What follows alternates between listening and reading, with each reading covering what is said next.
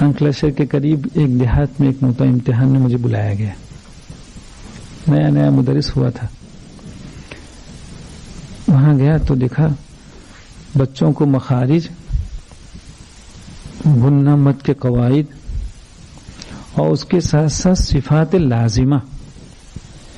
सिफात लाजिमा तजवीद में आए हुए बच्चों के लिए मुश्किल होती है। यानी जामियात में जो बच्चे 24 घंटा उसके लिए फारिग हैं, उनके लिए भी सिफात लाजिमा मुश्किल होती है। लेकिन मकतब के उन बच्चों को हमने देखा वो सिफात लाजिमा, मसलन सिफत जहर, तो कहा हरूफ मजहूरा को अदा करते वक्त आवाज उनके मखरज में ऐसी कुव्वत के साथ ठहरे कि आवाज में एक किस्म की बुलंदी हो और सांस बंद हो जाए। उसके 19 हरूफ हैं। बच्चे ऐसे हर सिफत को सुनाए जा रहे थे, माशाअल्लाह। फिर जब उनका कुरान सुना तो वाक़ियतन इतना अफसोस हुआ। हमने लिखा, हमने उनकी कैफियत में रिमार्क के तौर पर लिखा हमने कि कवाइद असल नहीं है, कवाइद असल नहीं है, बच्चों का तलफ्फुज बन जाए ये असल है। एक बच्चा एक कानून से भी वाकिफ नहीं, लेकिन वो जिस उस्ताद के यहां गया है, उस्ताद ने उसको रोज़े अव्वल से ऐसा बाकमाल तलफ्फुज दिया है कि वो जब कोई हर्फ अदा करता है तो फिर उस हर्फ के बाद में एक कारी भी तशफ़ी महसूस करता है कि हाँ बहुत उम्दा अदा किया। चाहे बच्चा एक कानून भी नहीं जानता, एक उसूल भी नहीं जानता है, लेकिन वो बच्चा कामयाब है। इसके बिलमुकाबिल वो बच्चा जो उसूल की बहुत सी इबारतों को याद रखता है, लेकिन तलफ्फुज उसका गड़बड़ है, ये फिर तलफ्फुज सही नहीं, तो वो गलत। इसलिए कोशिश हमारी ये होनी चाहिए कि पहले साल में जब बच्चा आएगा तो एक ऐसे उस्ताद के हवाले बच्चा होना चाहिए जिसका तलफ्फुज बहुत अच्छा हो। असातिज़ा को भी कोशिश करनी चाहिए कि जो बच्चे हमारे हैं, हम पहले अपने तलफ्फुज को किसी अच्छे कारी के यहां जाकर बनाने की कोशिश करें। बन जाने के बाद उन बच्चों को जो कुछ हमने ऊपर से हासिल किया वो देने की कोशिश करें। हमारे यहाँ एक परेशानी ये है कि मस्जिद के मुतवल्ली, जिम्मेदारान, वो समझते हैं कि ये एदादिया का दर्जा है, ये पहला साल है, इनको हुरूफ तहज्जी कहा ये तो कोई भी सिखा देगा, उसके लिए कारी की क्या जरूरत है, तो ऐसों के हवाले कर देते हैं। अब उस बेचारे की अदा नहीं है, वो उस सतह का नहीं है, उसकी क्वालिटी ऐसी नहीं है। अब वो जैसी फा पढ़ेगा, जैसे खा पढ़ेगा, जैसा सात पढ़ेगा, तो वो ऐसा ही बच्चा सुनेगा और बच्चा तो कॉपी करेगा। अब मुदर्रिस का खुद तलफ्फुज इतना उम्दा नहीं है, नतीजा क्या होगा कि मुदर्रिस के अंदर की उसके तलफ्फुज की जो गलती है वो बच्चे में मुंतकिल होगी, बिनाए फासिद अलल फासिद। फिर अब आप चाहेंगे 2-4 साल के बाद कि हमारे बच्चे का तलफ्फुज ठीक हो जाए, तो अब भी किसी अच्छे कारी के यहाँ, जब वो 20 पारों में पहुंच गया, 21वां शुरू हुआ तो अच्छे कारी के यहाँ पहुंचा, अब वो कारी उसको ठीक कराएगा, 10 पारे पढ़ाएगा। एक बहुत उम्दा कपड़ा लाए किसी दुकान से खरीद कर और किसी गैर मुहज्जब दर्जी के यहाँ जाके उसको दे दिया, उसने कुर्ता हमारा खराब कर दिया। अब किसी मुहज्जब दर्जी के यहाँ, माहिर दर्जी के यहाँ जाके कहा जाता भाई उसने हमारा इतना महंगा कपड़ा था खराब कर दिया, अब तो इसको तोड़िए और फिर उसकी इस्लाह कीजिए। ये इसकी मिसाल तो ऐसी है।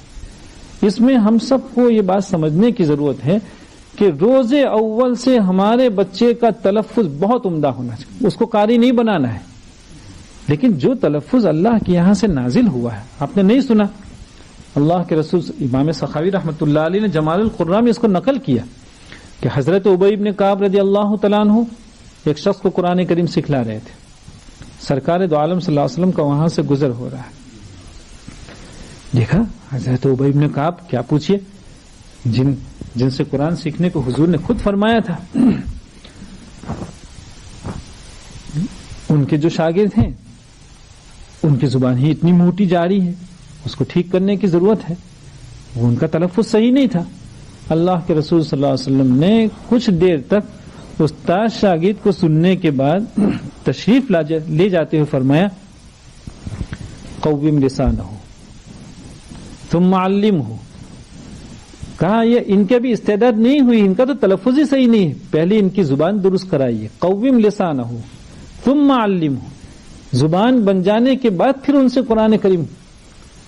ہمارے یہاں یہ ہوتا ہے کہ حروف تہجی ایک ایسے مدرس سے وہ سیکھتا ہے جس کا تلفظ صحیح نہیں ہے. دیکھیں اللہ کے رسول صلی اللہ علیہ وسلم تو رحمت للعالمین ہے, ہم سمجھیں اس کو.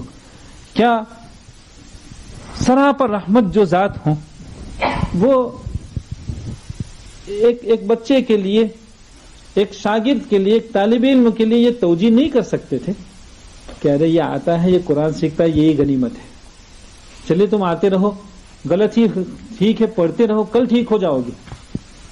اللہ کے رسول صلی اللہ علیہ وسلم نے یہ توجیہ نہیں فرمائی اور فرمایا قوم لسانہ ثم علمہ. آگے فرمایا فوالذی نزلہ لم یلحن فیہ. فوالذی, حضور نے قسم کھا کے فرمایا فوالذی نزلہ لم یلحن فیہ, قسم ہے اس ذات کی جس نے قرآن کریم کو نازل فرمایا ہے, اس نے اس کے تلفظ میں کسی کجی کو باقی نہیں رکھا ہے, کوئی غلطی اس منظور نہیں رکھی. وللذی نزل بہ, وللذی نزل بہ, حضرت جبریل مراد ہے کہ حضرت جبریل نے بھی تلفظ کی صحت اور اس کے کمال کا پورا اہتمام فرمایا. وللذی نزل علیہ, حضور خود مراد ہے. دیکھیے اسی لیے کیا فرمایا گیا تھا, فَإِذَا قَرَأْنَاهُ فَاتَّبِعْ قُرْآنَهُ فَإِذَا قَرَأْنَاهُ.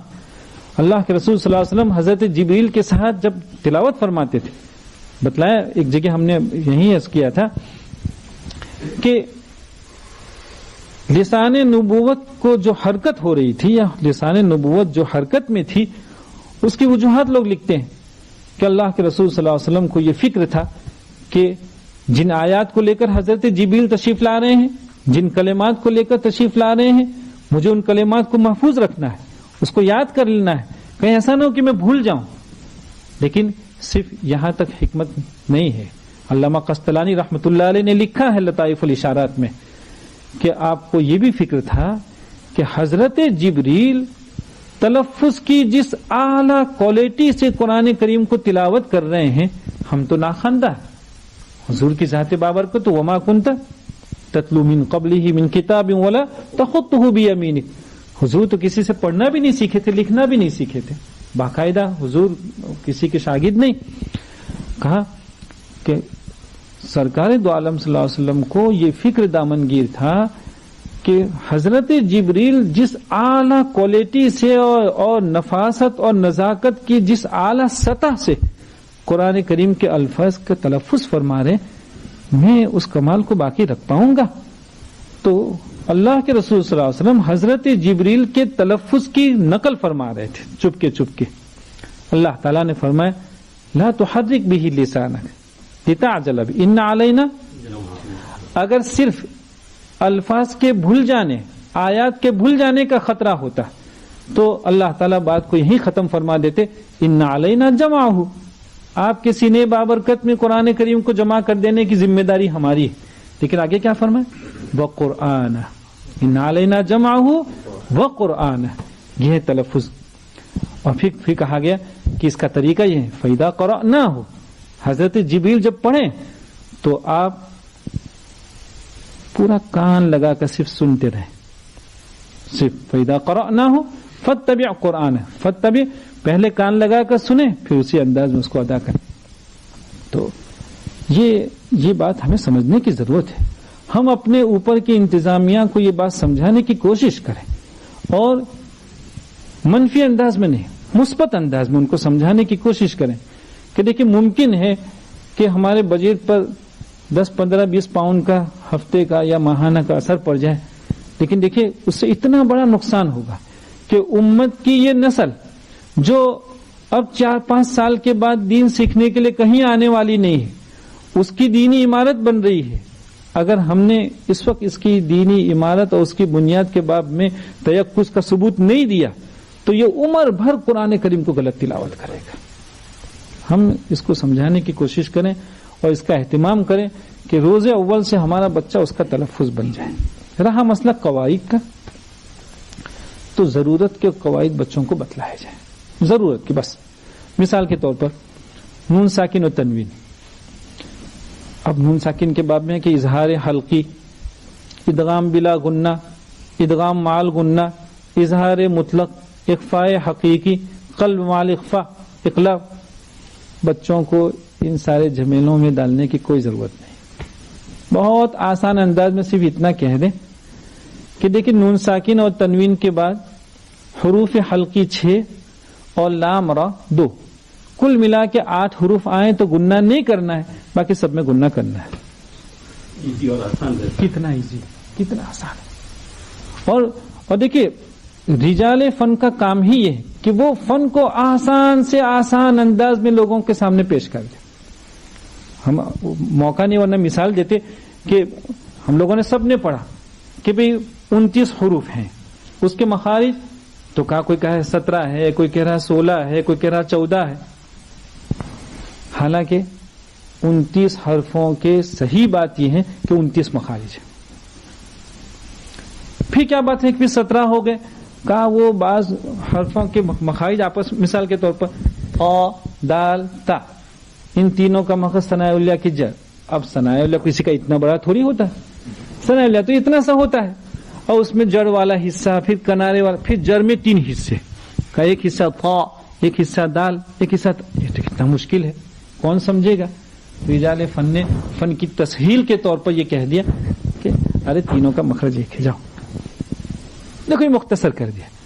تو رجال فن نے برسوں سے اس کی کوشش کی کہ فن کچھ اس سہل انداز میں لوگوں کے یہاں جائیں کہ طبائع اس سے بھاگے گی نہیں، کہیں کہ ہاں یہ تو ہم بھی کر سکتے ہیں. تو نون ساکن اور تنوین کا بیان اگر اس طرح ہم پڑھا دیں، مثلا مد کا بیان ہے تو مد کے بیان میں یہ کہہ دیں کہ بھی دیکھیے ایک مد متصل ہوتا ہے، ایک مد منفصل ہوتا ہے.